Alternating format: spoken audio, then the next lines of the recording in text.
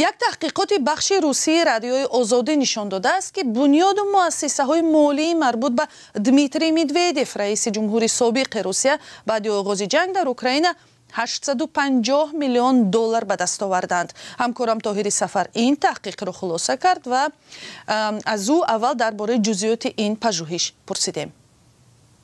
وقتی جنگ اوکراین شروع شد، دمیتری مدودیف محبوبیت زیادی در بین مردم نداشت. بعدی که از مقام پرزیدنتی رفت و ولادیمیر پوتین برگشت، او را یک آدم بدبخت لقب دادند. ولی بعد آغاز جنگ در اوکراین او در تلگرام کانالی نوی باز کرد و آن را به منبری تنقید غرب تبدیل داد.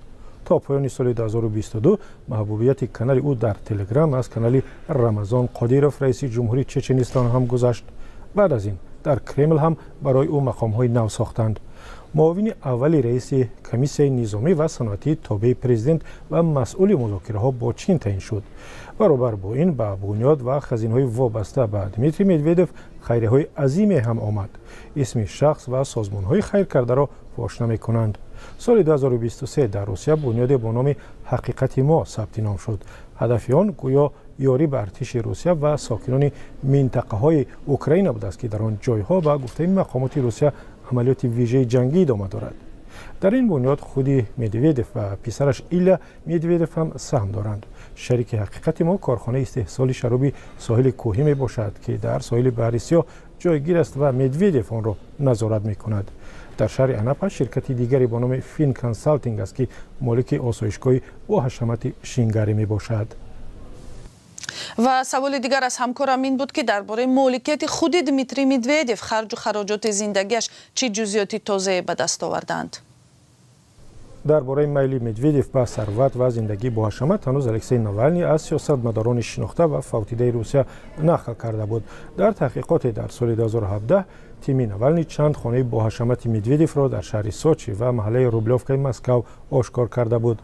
گیورگی البوروف یکی از پژوهشگران حساب کرده است که برای تامین و نگهداری این همه مالکیت سال نه کمتر از 3.5 میلیارد روبل و یا بیش از 44 میلیون دلار لازم می شود. محققان معلوم کردند در دوره جنگ در اوکراین هم ثروت بنیادی نیوسکی زیاد شد که این بنیاد را هم از آن دمیتری مدودیف می دانند. اوگوست سال 2023 یک بینای 2 آشانه در دهه کاماروو در کنار سنت پتربورگ را با بنیاد نیوسکی دادند. زمان پرزیدنتیش مدودیف می‌خواست محض در همین دهه برای خود آسایشگاه نوی بسازد. پول ساختمان انشاءات را گازپروم پرداخت کرده است. محققان معلوم کردند که در دوره جنگ در اوکراین بنیادهای وابسته به مدودیف صاحب آسایشگاه‌های نو و تاکزاری در مساحت 5 گیگتر شدند. تعداد کشتی‌های او هم افزوده صاحب یک بنیاد سرمایه‌گذاری هم شده است.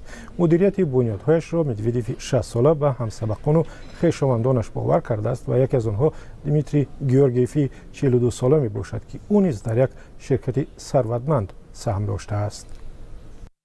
تشکر همکارم طاهری سفر. نتیجه های یک پژوهش درباره ثروت و مالکیت دمیتری مدودیف رئیس جمهوری سابق روسیه را خلاصه میکرد.